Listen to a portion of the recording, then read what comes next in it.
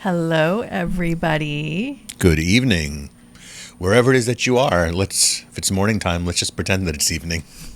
Let's pretend it's midnight. Yeah. And this is Midnight Madness. And we are doing a very special Midnight Madness. Yes. Because we did a questionnaire. It was a vote of which topics you guys would really like to hear next. And I was going to do a class on that topic, but we kind of joined forces and we were like, why don't we just blend the two together and I could ask... And why don't we just let the spirit guides handle it? Actual spirit guides. Well, when you don't really want to explain something, maybe just become a trance channel and have the spirit guides come through you and explain it all for you. It is the best way. Let's just cut the middleman out. Let's go right to the spirit guides. Spirit guides tell you exactly how to talk to them. And by the way, you still need to have an interpreter. You still need to have a trance channel to do that. So Riz, why don't you launch into how do you connect to your spirit guides in order to do this very mystical, very ancient practice that you've been doing thousands of times? Yes. How do you do it? Because you're the mediator. For those of you who are learning about channeling and those of you who have been in the world of channeling for a long time, or those of you who maybe are a channeler right now, channeling is simply about getting out of the way and allowing the flow of energy, information to come through you. So that can be applied to almost any profession. Right. A good writer can be a channel, a good singer, even a good accountant who allows the numbers to become more than just lines on a paper, but sees things in terms of frequency. If you think about those who are mathematics savants, right, and they've done interviews with savants on mathematics, they have discovered that many times people who do math see the numbers as colors. Yeah. Do you know about that? Yeah, I was just reading about this. There's a name for it where people actually feel and sense numbers, taste colors, and we had just been talking about this recently. So this is a testament to how our sensitivities are far more than what we have ever been taught in school, right? You just have 5 senses. Right. Well, someone might say, yes, we have 6. Well, I might say, no, you have 27. No, you have 93 senses. There's more senses that you will discover the more sensitive you get, right? That's the whole teaching of energy, is the more you are flowing with a particular energy, the more the energy will come into that energy and expand. Right. Negative thinking usually breeds more negative thinking. Positive thinking usually breeds more positive thinking. Right. So this understanding of energy is the foundation of my work. Now, just on a personal note, trance channeling began for me when first of all, I was exposed to it by a great trance channeler by the name of Alexander Murray. I think it's very important that we honor our teachers before we begin anything. Even when I sit and I go into the trance state, in my own mind, I take a moment and thank all my teachers, known and unknown to me. That means that there are teachers that I recognize and I could make a list. These are my teachers. But studying what I've studied as a shaman and as a student, it has been about also understanding that there are teachers that have come my way that I didn't know about, that taught me something that affected a part of my consciousness that maybe I even rejected or didn't like when I heard it, but my higher consciousness took it in. Right. So this is important to understand, that we are communicating on different levels of consciousness. So as we're communicating on different levels of consciousness, we are also getting stronger in that vocabulary that is that language of consciousness. So that's very interesting. To get stronger in the language that is more of a higher consciousness, yes, your language does change. Yes. And those of you who have experienced that with friends and family, you could attest that you'll say something that is new or something more evolved and they don't know what you're talking about. So sometimes it can occur that you are speaking a different language. What's interesting is I had to learn also myself how to speak to the guides. And although they meet me in the middle and speak, plain English in a way that I can understand it. Their concepts are so advanced that there's many times I have to go in and rewind and listen to it again over and over and reread it, or, listen back to see exactly what it was that they're saying. Yes. And I go, aha, it was so simple. It was right there, but it's the way they organize the words.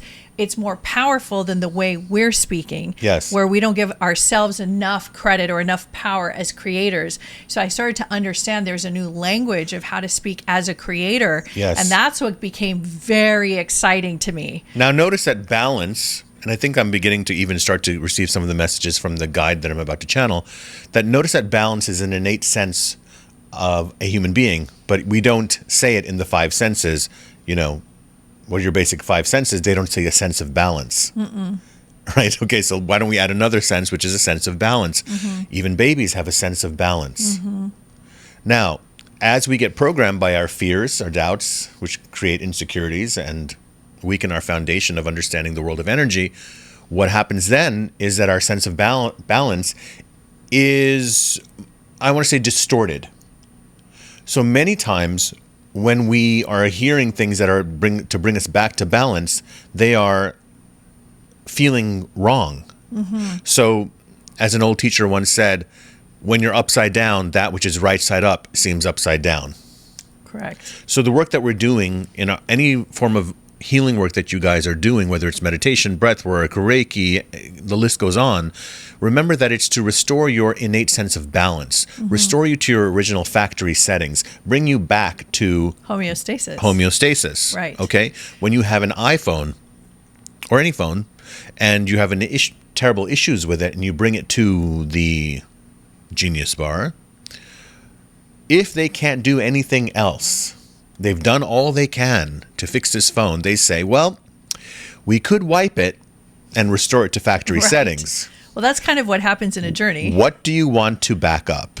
Right. At that moment. What do you want to keep? Yes. What's essential? What's important? What is your prime core beliefs? What do you want to hold on to? My rule of thumb is... That is higher frequency. Thank you. My rule of thumb for when you're kind of organizing and cleaning and clearing out the clutter of your house is pick up something and say, if it is not very beautiful or very useful, I get rid of it. So the same goes for our consciousness. When we are wanting to restore to factory settings, what we're saying is we're trying to deprogram all the duplicate files, all the nonsense applications, all of the things that are cluttering our desktop, our emotional, spiritual real estate. So very good to... It clogs the memory and it slows you down. The spinning wheel, not the winning wheel, but the spinning wheel of death, right? Spinning wheel of death. But actually, it's the wheel of purgatory because you're neither here nor there. You're in the waiting game. And that's where most people are, and this is why they seek enlightenment, they seek advancement, they seek an ability and a way to speak to their spirit guides to get more information. Well, and that's why we're here, and that's why we're doing this tonight. Well, the guide that we have been receiving messages from today that we were going to channel. And for those of you watching, this episode of Midnight Madness is about trance channeling. This is what we do when we get together in the middle of the week. This is what happens here we call it the Mystic Manor. This is the Meta Mystic Podcast. And we invite you into where we channel with our community, with our family, and share it with you because you are extended tribe and community. No matter where it is that you are, we are connected third eye to third eye when you drop in and you receive this work. So it's not just me that's sitting here channeling and you're just watching a spirit guide. It is the more that you surrender, the more you receive that transmission for yourself. Jane Roberts, let's talk about her. Jane Roberts, the channeler of the Seth material. It is not beginner's material, the Seth material, and yet it is. And yet it is not.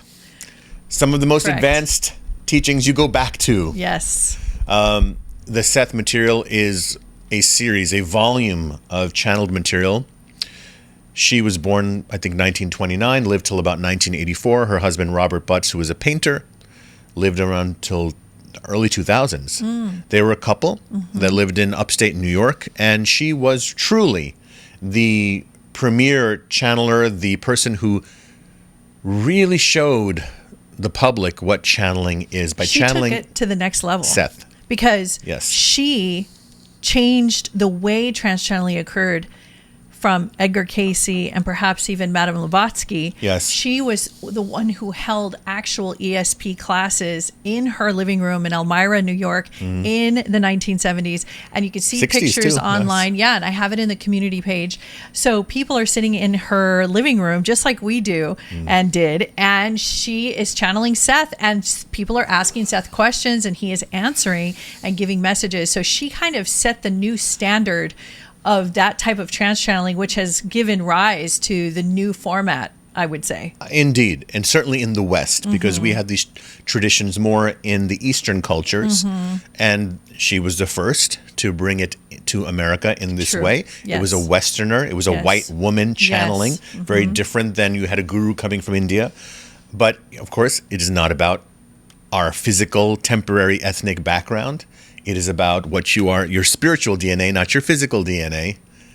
And she had many lifetimes, she and her husband Robert had many lifetimes with the spirit guide named Seth. Now, I highly encourage everyone to explore the Seth material. Yes. You'll know when it's time, and She wrote over 20 volumes. I actually channeled over about 20 volumes. Well, Would you what's like happening to, is that she has been around us. Now, we don't channel Seth. Seth was, I would like to say, an exclusive spirit guide to her. Why? Well, because it's a sacred contract between the being known as Seth and the channeler known as Jane Roberts. I have the same sacred contract with Red Eagle and Phineas, who are the two main guides that I channel. And it's very sacred. We honor that. But it's not Seth who I channel. It is Jane. And she began to make her appearance in private conversations with you. Interestingly enough, they share a birthday. We share May 8th. Yes. And that I found very interesting Very because you interesting. related to her before we knew her birthday. Araya had related to Jane Yes. very powerfully. And it wasn't until many years later where we just decided, I wonder what her birthday was. Right. Well, we love the fact that it's a channeling couple, and we're a channeling couple, Yes. and there's intricacies, details, and there's an unusual lifestyle involved. So that's what. Yes, opening up your made me home for very so many years. interested, yeah. Like we have, and thousands of channeling circles in our living room. And there are thousands of people out there, maybe you're watching right now, who have sat with us. Maybe it was 15 years ago when you were in our house. And now it always felt right. Well, now it's felt right to bring it out here on YouTube.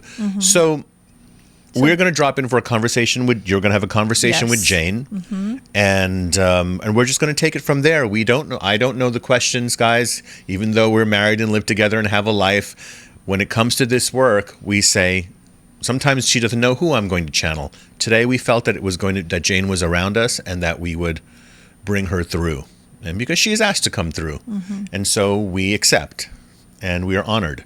Yes. So let's see. I don't know what the topic is going to be about.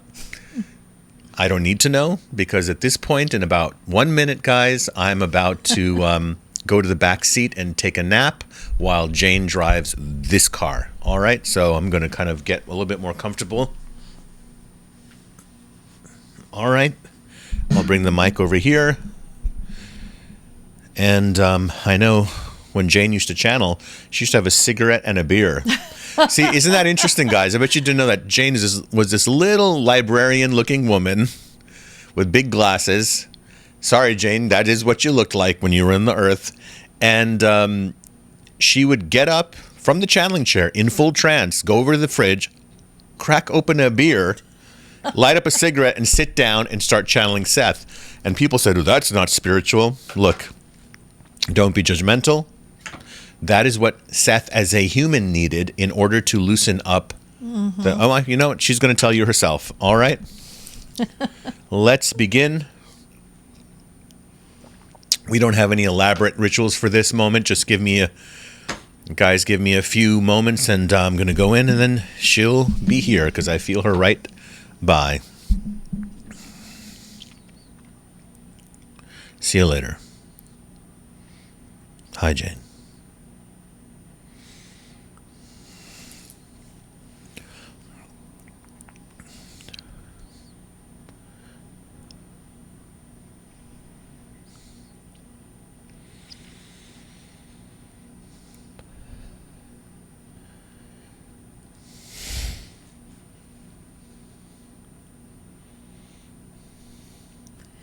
Well, this is the most interesting interview that I have had the pleasure of being a part of.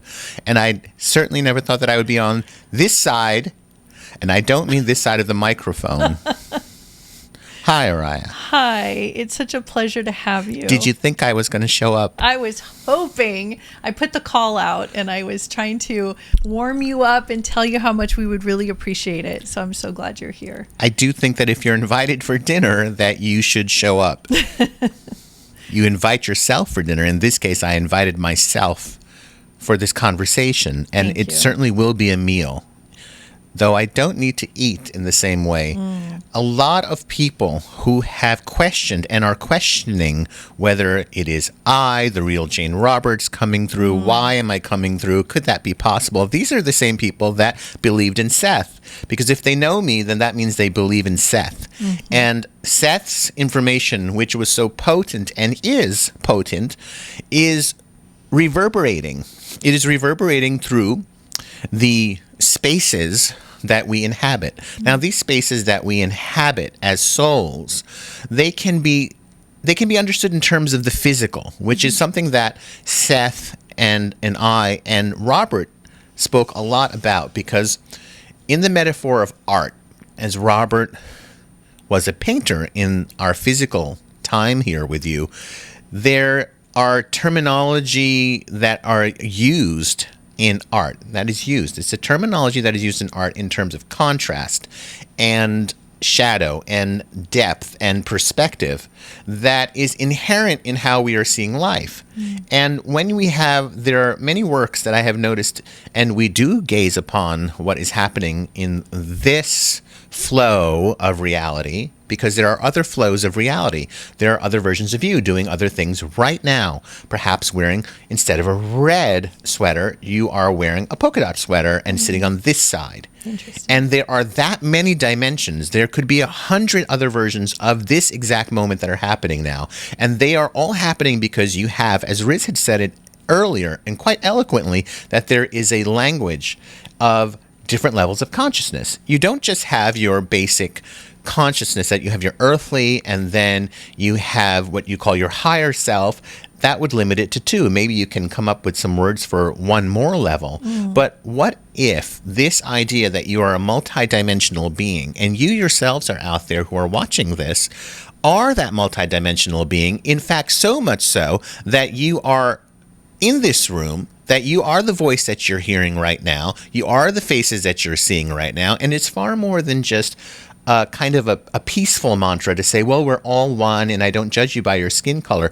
That is more of society's way of understanding oneness. We are talking about literal oneness, that you are energy source, creation itself, all that is, and it is that self-reflecting, self-regenerating reality, and that is all that is. Now, when you are approaching this statement, just to look at it, that you say, well, I can be fascinated by and understand that maybe there are 100 different versions of myself that are experiencing this moment. Well, it's fun to think of.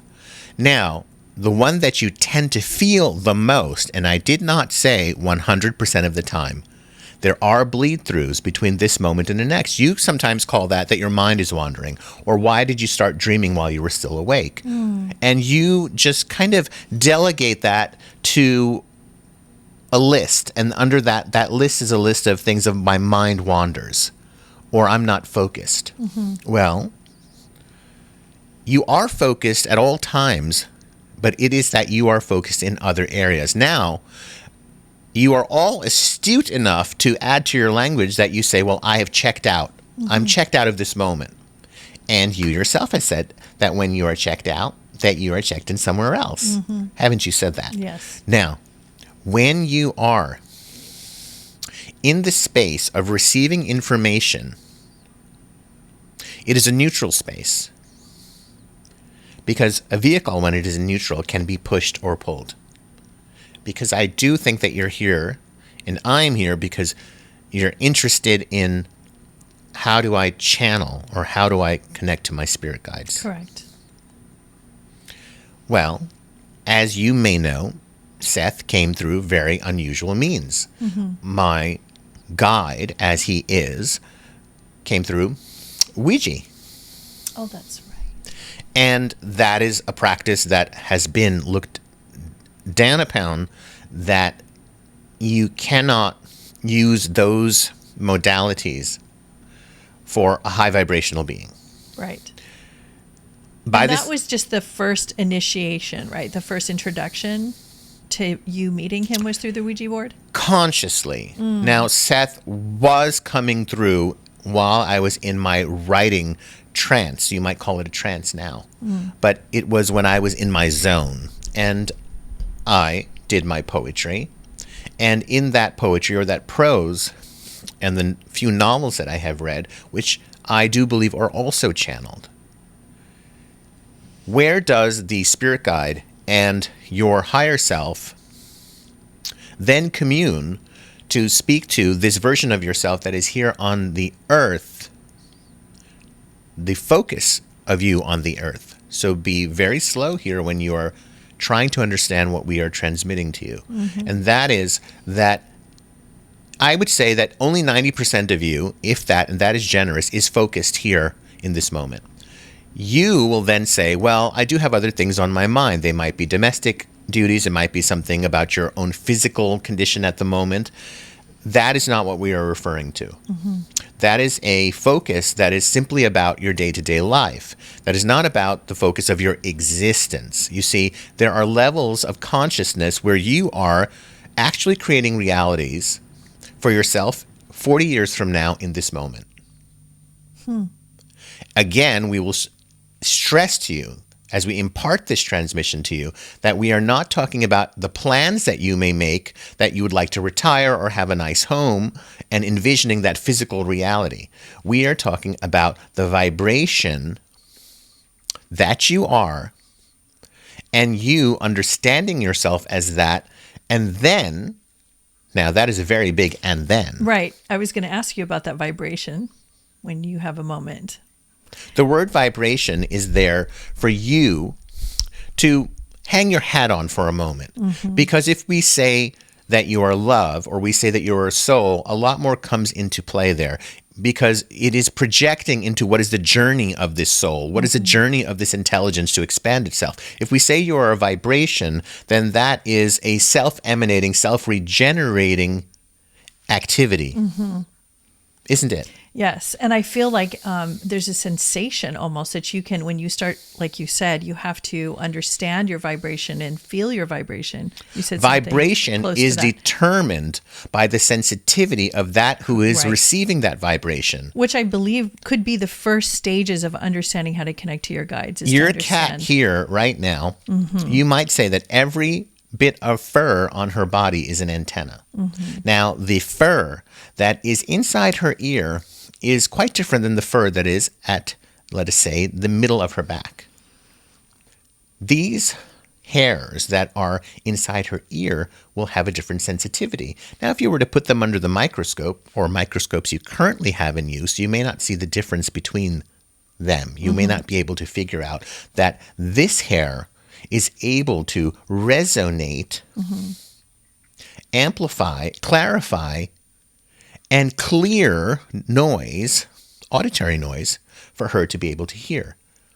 And cats are a very interesting group of soul creatures, for they are designed to live with you, and everything is amplified for them, whether it is what they see, for they are much more attuned to the spirit world. If you want to go there, Right. they are also able to hear sounds. So the dripping water that is in your kitchen at the moment, it is far more prominent to your cat than it is to you. She is not bothered by it, where it may be bothering to you. So these are, the sensitivities does not mean that she will be bothered more. And that tends to cloud everyone's understanding of what sensitivities truly are. For subconsciously, it prevents them from diving deeper into their own psychic abilities. And indeed, everyone does have a psychic sense.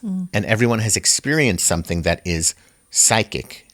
So in order to feel a vibration, your own signature vibration, to feel your emanation of your own vibration, is there techniques, tools, or practices that one can do to feel that?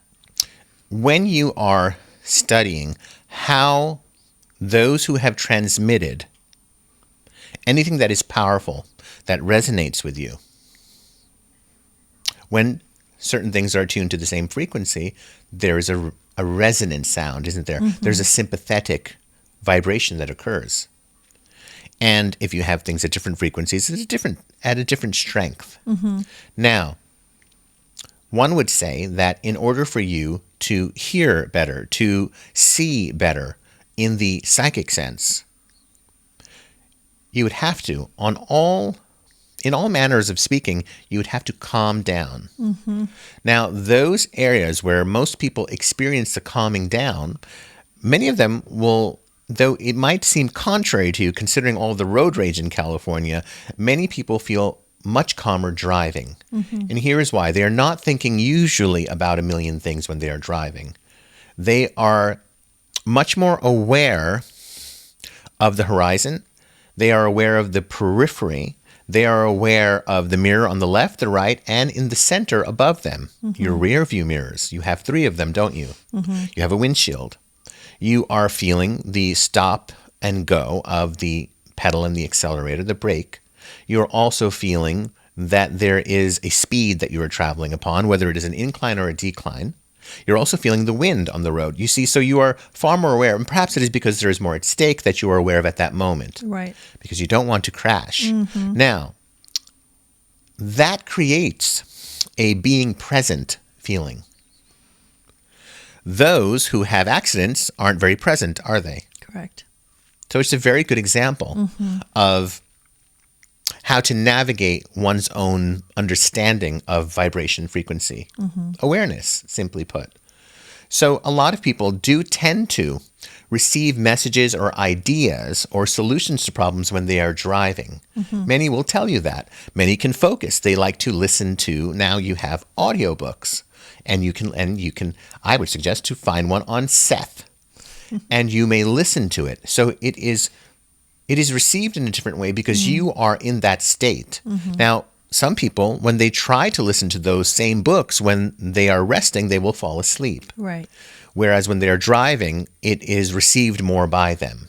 And the success of, in the past, and certainly now you have podcasts, and in the past you had talk radio, these have proven themselves as a great transmitter for people to receive information.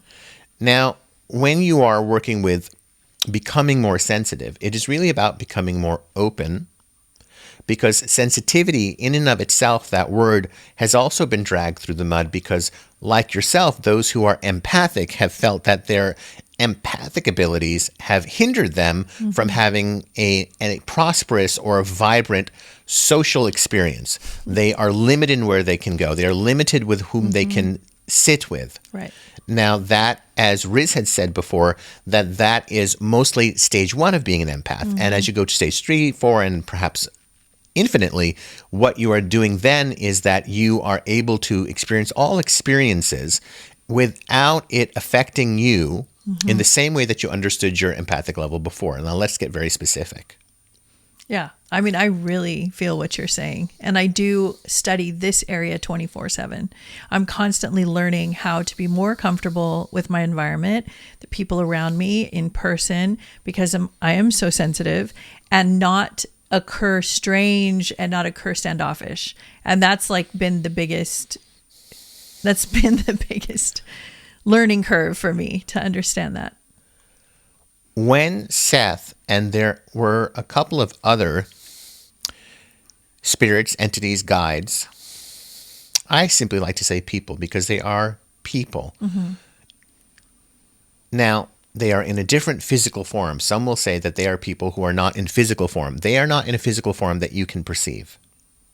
Just as there are sounds that you cannot hear and colors you cannot see, frequencies that you cannot see and can be processed by your brain, they exist, and I exist in those ways, and you exist beyond the body that is here. And that, of course, then is about your multidimensional realities.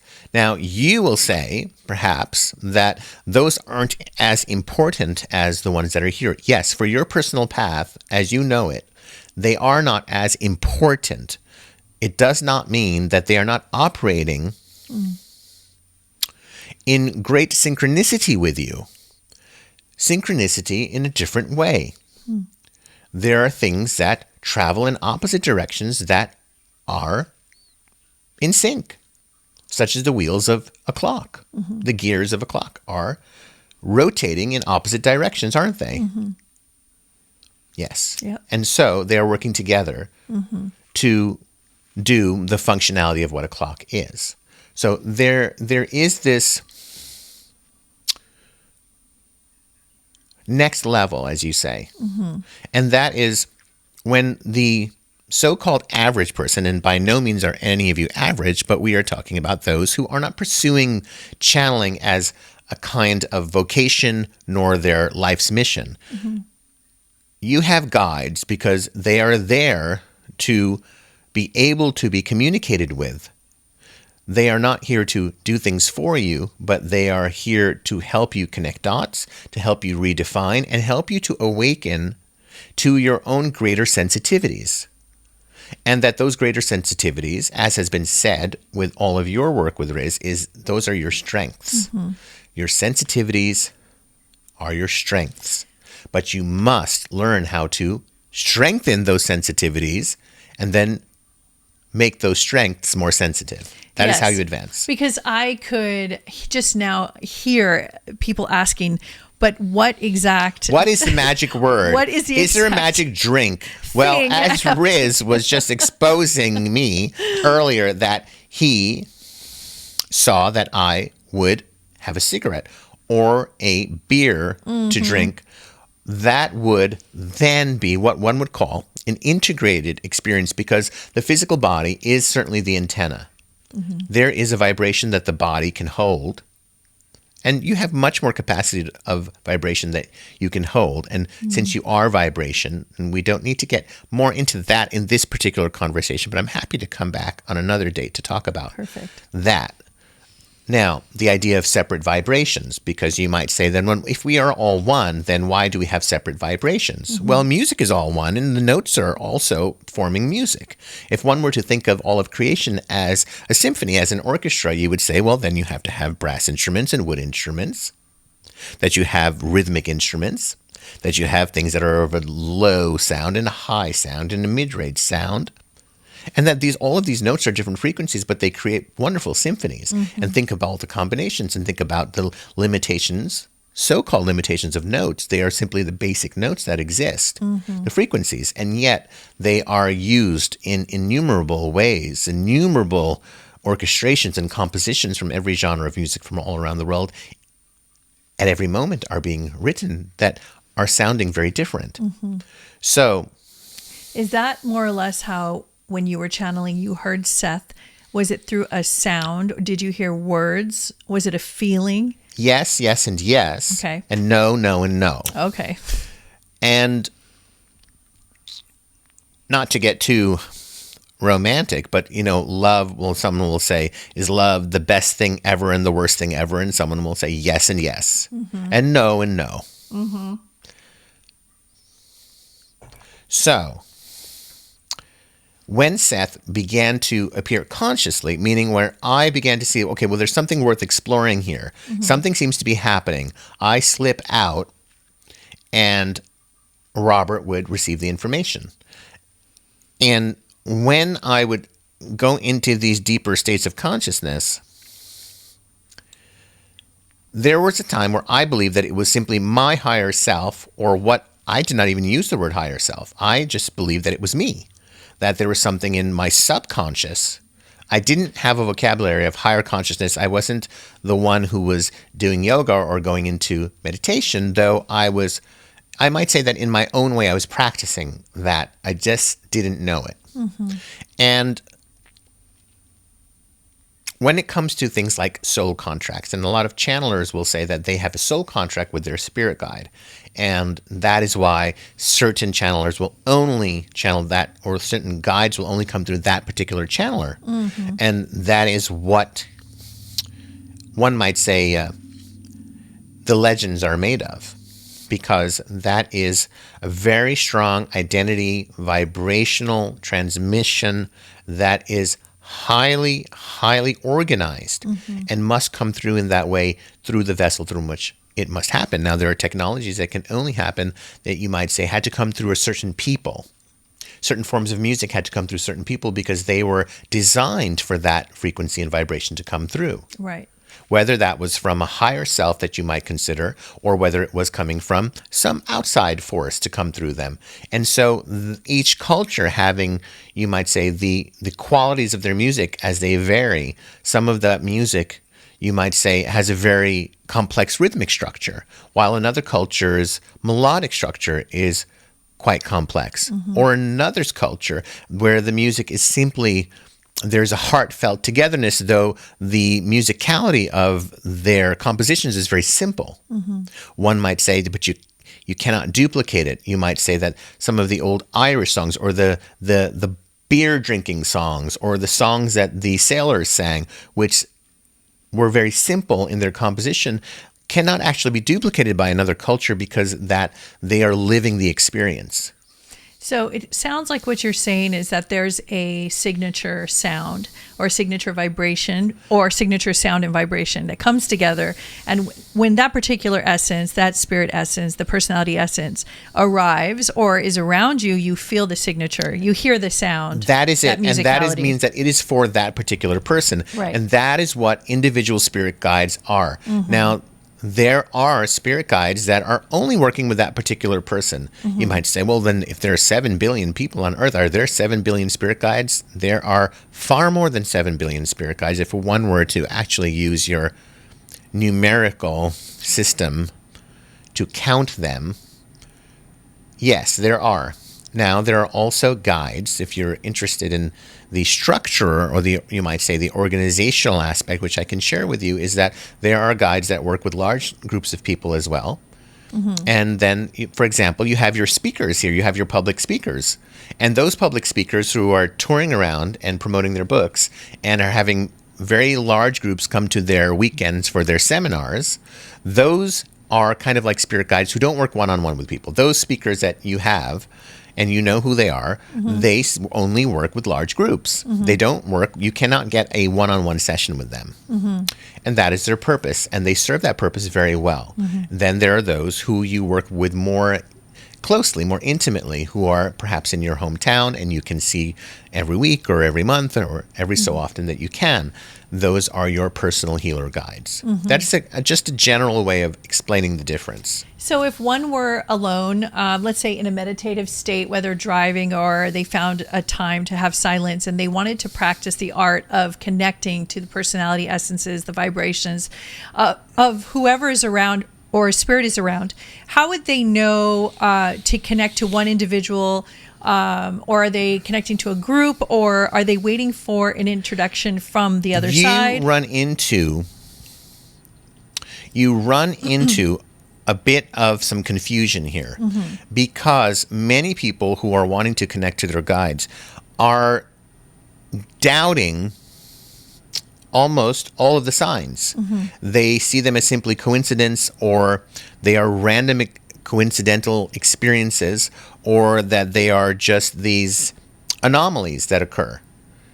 That they heard that song at a certain moment, or they were led to meet that person at a certain time, but that was an isolated experience and is not really repeatable.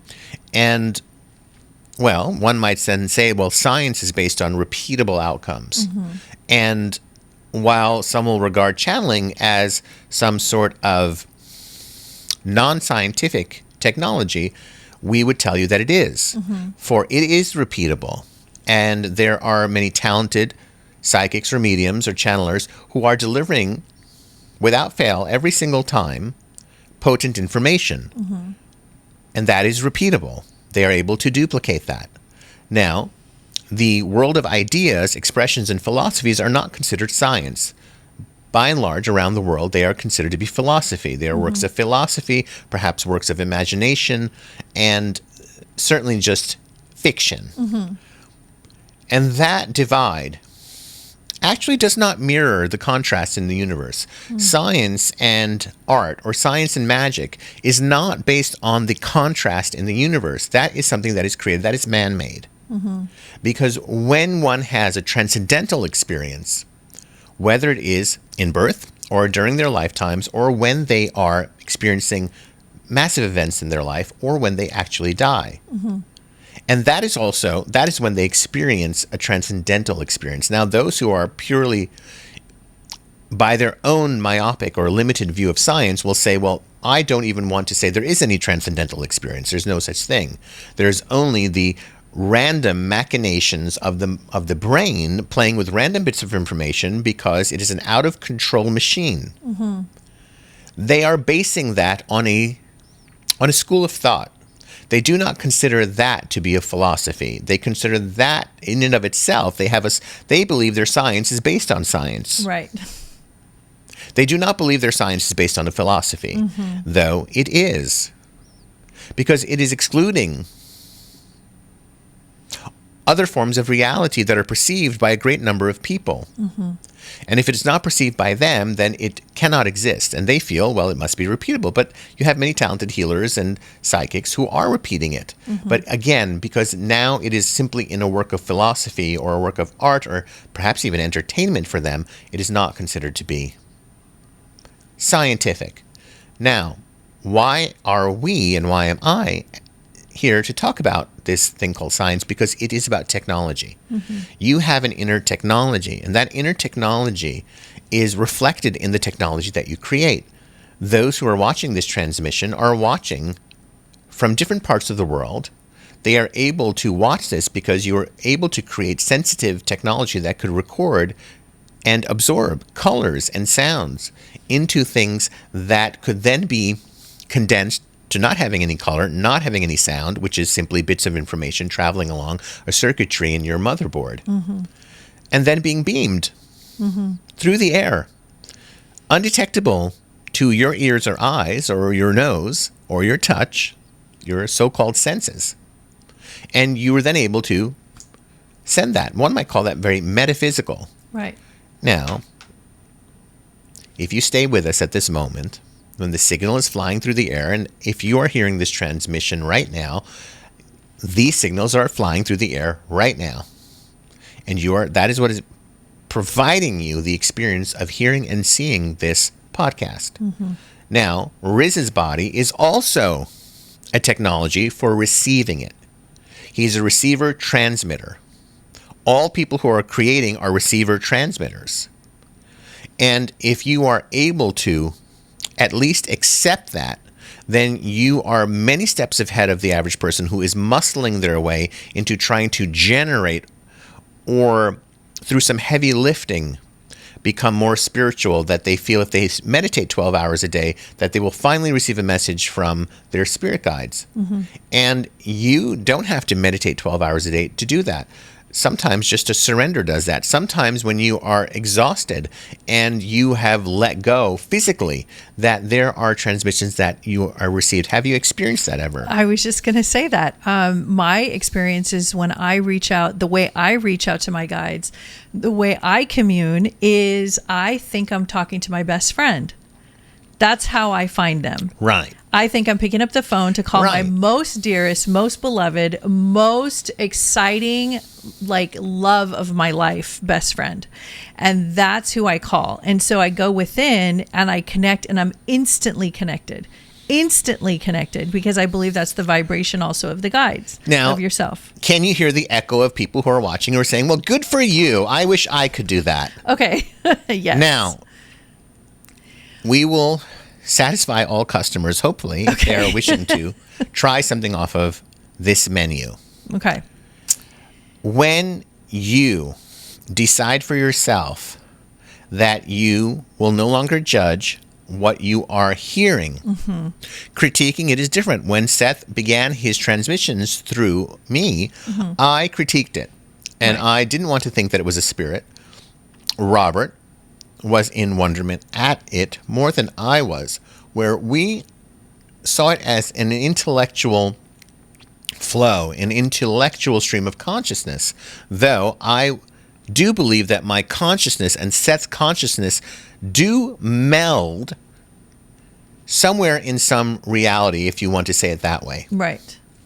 Yes, because I do feel that I have opened my doors so much to the guides, and I keep working on constantly. It is emerging. And dissolving the perceived notion they're separate.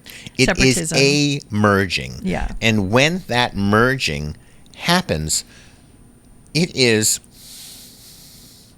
as if you are truly in the dance of something, where the dance begins to take over. Now, this experience is very rare for people. They only experience this in perhaps a certain task that they're doing in their life. It is not necessarily the task that they love to do. It is simply the task where they could do it almost on autopilot. Yeah. It could be someone knows how to sweep a room on automatic pilot and do a wonderful job of it. But it is not something that they want to make their vocation, nor it is something that they're necessarily proud of, that they want everyone to know that they're a wonderful sweeper. See, that is where you have to look. That you have to understand that channeling is a state of being. It is not about connecting to a spirit guide. First, just understand it as a state of being. Correct. And this is imperative for all those who are listening to understand this, because if the whole time you're only wanting to connect to your spirit guides, now you are back into what we said earlier, which was that you're seeing yourself as an intelligence that has to expand, where we say think of yourself as a vibration that receives vibration. It's very good. I see the difference. When I am speaking or asking for my best friend, that's my intentionality. And by receive, we mean resonate with. Yes. So a vibration receiving and resonating simultaneously. Right. But what I failed to mention was the foundation of that is an emptying out. So I completely empty out the vessel of my mind. So I empty out and release all of my constructs of ideas and thoughts and who I am and my identities when I go into that space. And I forgot to mention that really important part. Well, you are now explaining the theories or the metaphysics of energy. There are the physics of energy that people refer to as kinetic energy, and so on and so forth. And there are different types of physical energy that your scientists have designated to be called that. We are talking about metaphysical energy. Right. So understanding metaphysical energy. Now, when you are in the surrendered state, now someone said, well, what if I run around the block till I'm exhausted and I'm panting? Right. Well, you may just fall asleep and then, Right. But you see, there are other levels of consciousness that are receiving information. Now, this is unsatisfactory and unfulfilling for people to hear, because they want to have a conscious experience of a spirit guide. Right. That could, who knows what that could be? It might be that they see it as a very fantastical experience with lights and colors. It might be something that is very scary for them. It might be something intimidating. It might be along the lines of a religious theme. Yes. Now, those preconceived notions, the guides are willing to work with that, because there have been very religious people who do channel quite well. And you might say, well, how come they are so in the establishment religion, in that monotheistic Abrahamic religion, and they believe that they are right, and how could a person like that be a good channel? They can.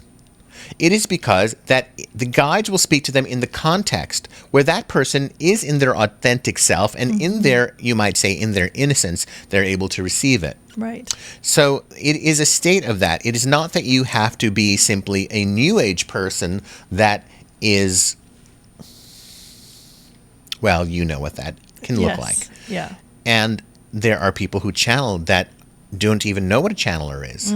And sometimes you encounter them. They might be the taxi driver. And you say, my goodness, this taxi driver is speaking to me about something in life that is so important to me right now. They don't even realize they are being psychic, and they are channeling. Now, it may be that your guides are speaking through them, but that driver, maybe she's just open. Again, interestingly enough, she's driving the car all day long.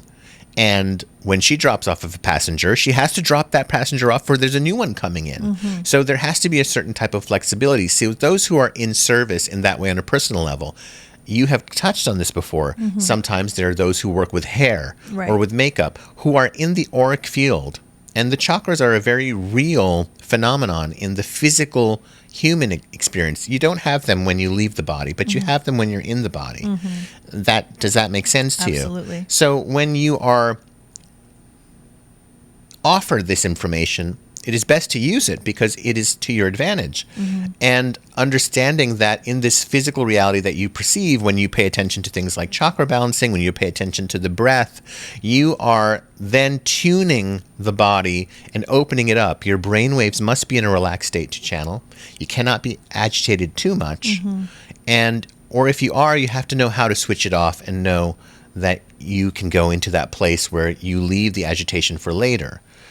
Those channelers who are on the stage doing that have to do that because they are human, they have lives, as you know, as you're married to one. And they have to, when they sit in the chair, let it all go. And performers know this as well. Those who are very powerful performers in music or in theater actors or athletes, they will impress upon their students or anyone who is willing to listen about their mental game must be on. So what do they mean? The person throwing the javelin is practicing every single day for many years, and all of his or her activities are based around that moment, that 60 seconds of running and throwing that javelin. So when a person is focused on such a task that is of a limited time, if a person is channeling even for 1 minute, when you're beginning to channel or receive messages, whether it is through stream of consciousness and automatic writing, or whether it is through meditating and then repeating what one is hearing, those are the basic techniques. You still must understand that the rest of the time of the day is about your surrender to that sensitivity. And those who are seeing life in that way. Now, for me, it was very difficult. Even until you might say my last years in the body, where there were a lot of things that I was working on. But when it came to channeling, I was able to channel up until my big exit. And Seth would come through me as my body was still under my programming and patterning and my core beliefs, due to various factors in my life at the time, which were who my mother was, who my father was, and all that programming. So when Seth was coming through, even in the final act, you might say, there was that surrender. And in that, even then, I was able to do it. And I would say that some of the finest channeling and the clearest transmissions also came through up until the very end of the physical chapter for me. That's very interesting. So Riz's earthly guide teacher was Alex Murray, and we met him and I met him, I should say, and talked to him right before he also crossed.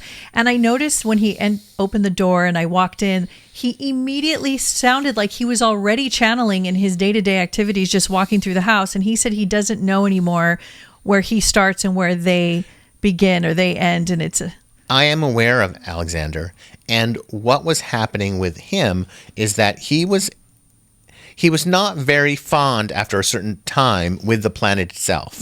There were certain aspects of his life that he was interested in, but for the most part, he was, you might say, checking out already. And so those lines became blurred. With another person, it may be that they are very interested in physical Earth experience, and so it will not be that way. I see. But not everybody who wants to be able to access their guides or receive messages necessarily want to learn to trance channel. And so for those who just want the experience of being guided, I think, which is a majority of people, I would say what started for me that helped me was automatic writing, where I was able to separate my mind and my conscious thoughts to an exterior outside frame of thinking that I never would even imagine saying I was writing. If a person is blind, how would you describe color to them? I can't really. I mean, maybe by feeling or other senses. You can. That like would be red through feeling. Feels warm and hot to the touch. Like that is spicy. universally agreed upon. Okay. You would be hard pressed to find a culture that thought that red was a cooling color. Right. Now, those are cultures that are separated by all sorts of physical boundaries, languages, backgrounds. So you see that that is a world of frequency. Music and color are a world of frequency. Food is a different story because that is an acquired taste. And so it does not fall in that category, where color is a frequency. And those colors would calm the emotions, one would say, of the cooler colors, where others are more exciting and others are more somber. So these frequencies are activating. Now, if a person is blind and you were to explain color to them, they would have to go into the world of feeling. And that is important for those who wish to channel. You have to go into the world of feeling. That you cannot necessarily hear a color. Right. That would be very difficult, perhaps impossible for the average person to do. So we are not asking you to do that. But we are saying is, by using the example that colors to a blind person must only be translated as a feeling. You might even hold a flame or a candle next to a person who is blind in their handle and say, you feel that heat? That is what red looks like. Or put a piece of ice in their hand and say, this is more along the lines of what blue or what white looks like. Right. Smell this grass. This is what green looks like.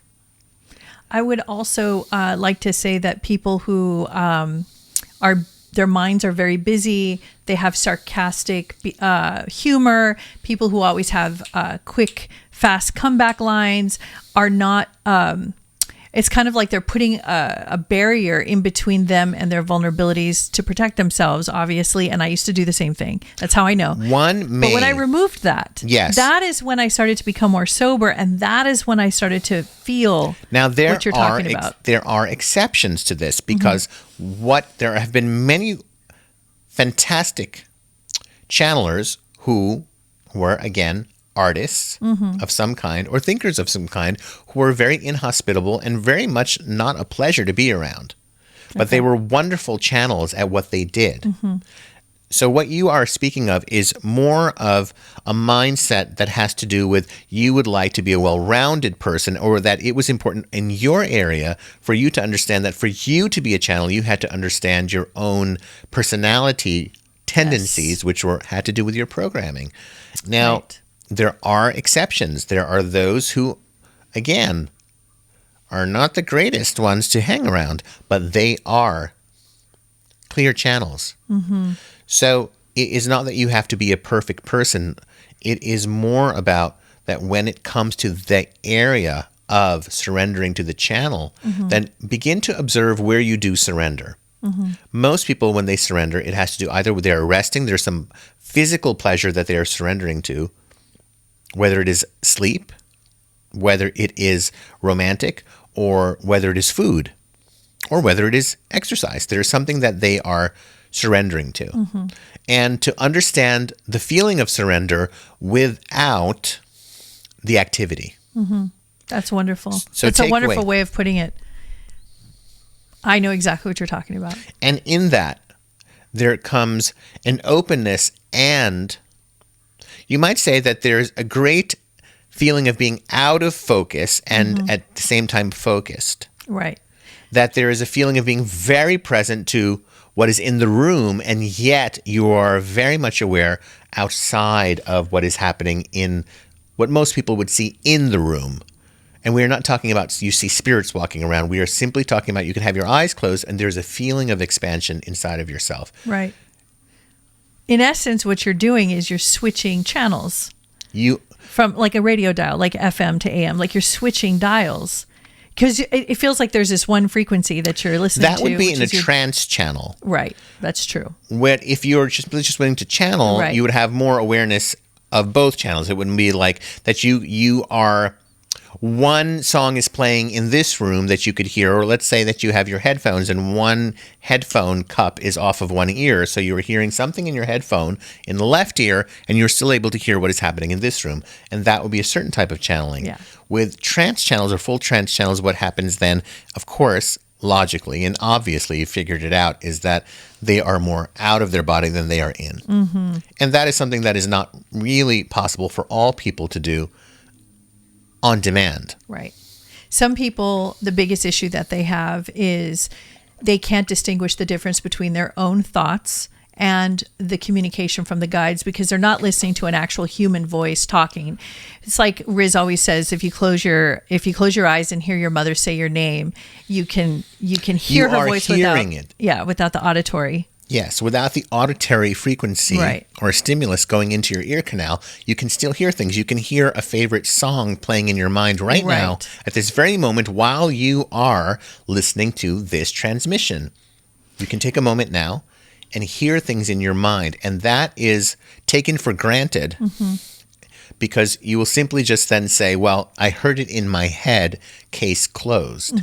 The case must be opened here, because how are you hearing it in your head? You did not taste it in your head. You did not smell it in your head. You heard it in your head. Right.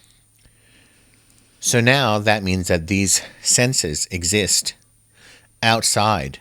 Now you might say, well, it is based on memory. And these memories are locked in. Where are they locked into? Are they locked into the fiber of your brain? And now many neurologists might say yes, because if you damage a portion of your brain, you will forget. You will not have access to that memory.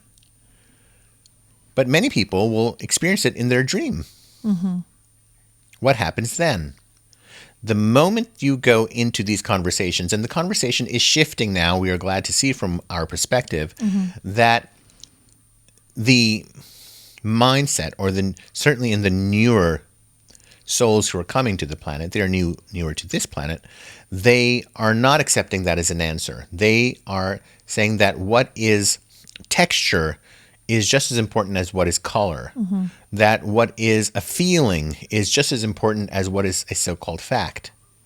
And that a feeling is a fact. And there are others. Now this is the debate that is happening. Is a feeling a fact? So that debate will certainly go on, and it is a form of creation, as all tension creates, and it is the basis of creation of something penetrating another, whether it is a physical act of an embryo being inseminated, or whether it is a teacher cracking you open to put information in, or whether it is the opposite, it is cracking an egg to make a meal. It is the act of something opening and something piercing through, and that, one might say, well, that is contrast. It certainly is. And yet, the thing that is piercing receives something, and the thing that is being pierced receives something. And the thing that is being pierced is giving something, and the thing that is piercing gives something. Can you explain to those who are concerned about attracting entities or darker side forces that they feel they're going to tell them to do nefarious things, and they don't know who to trust, and which entities are guides, which entities are not? Can you... Spirit guides, as you refer to them, offer information that is non-judgmental, that is not incendiary, and it is not leaning towards anything except for a great wave of opening that you must experience. And it is overwhelmingly good, and it is overwhelmingly fascinating. It is something that does not have a negative feeling to it. The way I describe it is I feel full. Like my essence is filled. Like there's nothing missing. There's no hollowness. Yes. Feels very complete, satisfying. Well, this has been a very enlightening talk. Thank you. We are always in the moment with you. We are not far from you. We are closer than a thought away. We are only in your own surrender and a realization away. We are at no distance from you. I so appreciate it. And we thank you. And as Seth would say, and from Robert and I and Seth, a hearty good evening to you both. Thank you so much. Thank you, thank you, thank you.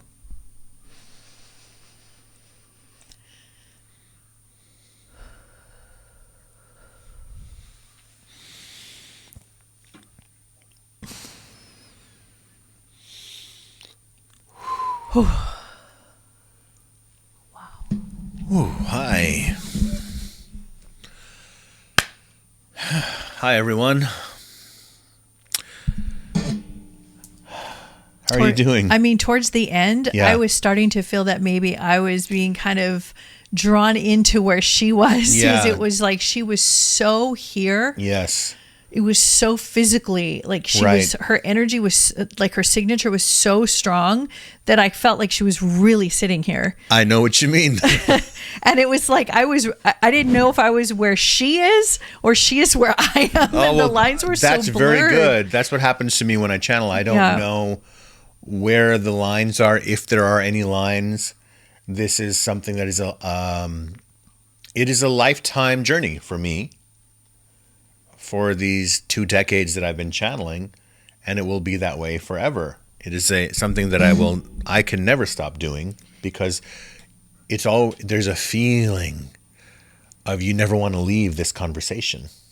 You just want to keep talking to them. Always. Yeah, that's what I love about it. Do you know what I realized while the podcast was going on? I was thinking to myself that, you know how we don't have any, like some podcasts have guests on and they have like, guest interviews and things like that. Yes. And I realized that we don't need any guests. We have guests. Listen to what I'm going to say.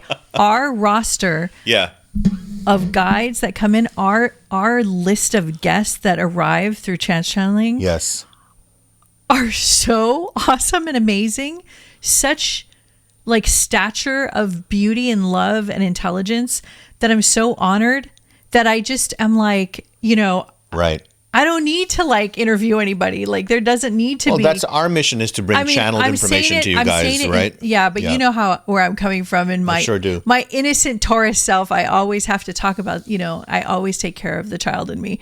And so I'm always in awe, and it's just such a pleasure, and I'm so grateful. And I hope that everybody received what you really came here to understand, is how to connect to your spirit guides. And we tried to cover as many angles as we possibly could. I'm sure that we can keep going. I'm sure there's more angles and more ways. We'll do more. If you have any questions, please leave them in the comment box and let us know how you feel about this episode, and if there's anything else further you would like to know. And who knows, she can come back and we can dive deeper. Yeah, guys, I'm sure you're already looking her up.